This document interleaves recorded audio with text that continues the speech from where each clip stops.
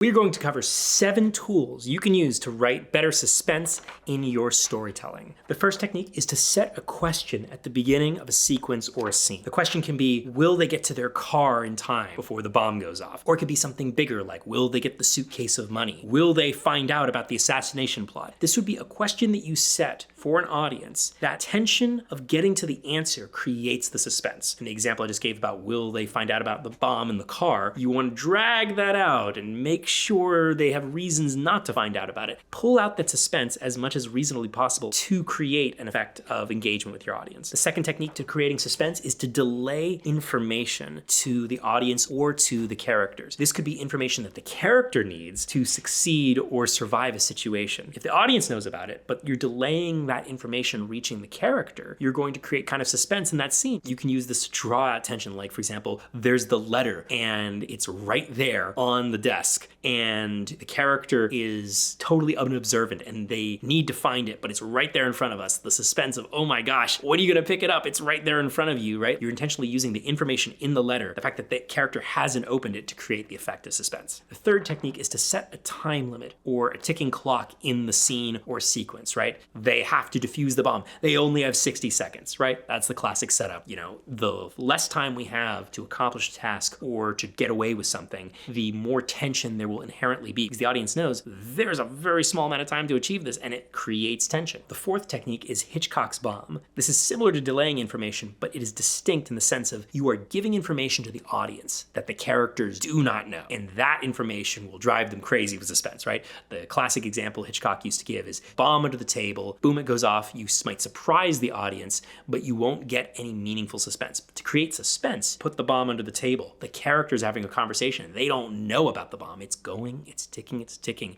And the more the characters don't know about the thing that's about to go off, the more tension and suspense there will be. Fifth technique to creating suspense is close calls. Don't overuse this one, but a close call is something that almost happens to a character, comes close to getting at a character, right? Whether it's, you know, the car door almost hit them in the face, right? Or the gun almost hits them. Close call with death, right? Or danger. Oh my gosh, almost took the vial with the poison, right? That sense of coming close to the edge of danger, just pulling away, often is an effective way of creating tension, but don't overuse it because it's diminishing returns. Number 6, this is kind of a complex one. Layer ambiguity against action that we see, right? So this could be ambiguity of intention. A character does something that we don't understand in the moment. A character puts something into a drawer right before another character enters, and we don't necessarily see what that is. We don't see why the character did it or what it is. Or you could show a character does something incomprehensible that seems to reveal something new about their motivations, right? Ambiguity of an action that a character takes, causing kind of confusion and unease in a scene, can be a really sophisticated way of creating suspense and creating tension in a scene. Number 7, this is one of the most powerful ways to create tension. Slow it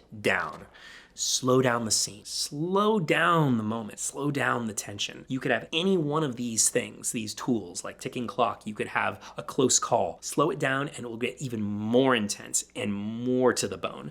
You don't want to overdo this, obviously, because, you know, any meaningful psychological impact on an audience is about novelty and contrast, right? If you do the same beat 5 times in a row, it'll be dead to us, right? But if you vary up a rhythm of slow to fast, to medium, loud, quiet. If you're layering these different sort of intensities and feelings against each other in a scene, between scenes, and in a sequence and in an act, we get this effect of freshness with each effect, right? So if you have one close call that is just so to the bone, it will really hit. But if you had 5 of them in that scene, it means nothing. The same is true for any of these things. So silence is so powerful because slowing down a moment or a scene is just such an easy and effective way to create the tension, to create pulling of the string before it breaks, that just engages people and creates suspense. Anyway, thanks so much. Like and subscribe if you want more content like this. Check out one of our courses with NYU professor John Warren, Writing the Short, which covers everything you need to know about writing short films, and Writing the Feature, which covers everything you need to know about writing a feature screenplay. And it is very similar to John's NYU advanced screenwriting class, so highly recommend checking that out. Link in the description.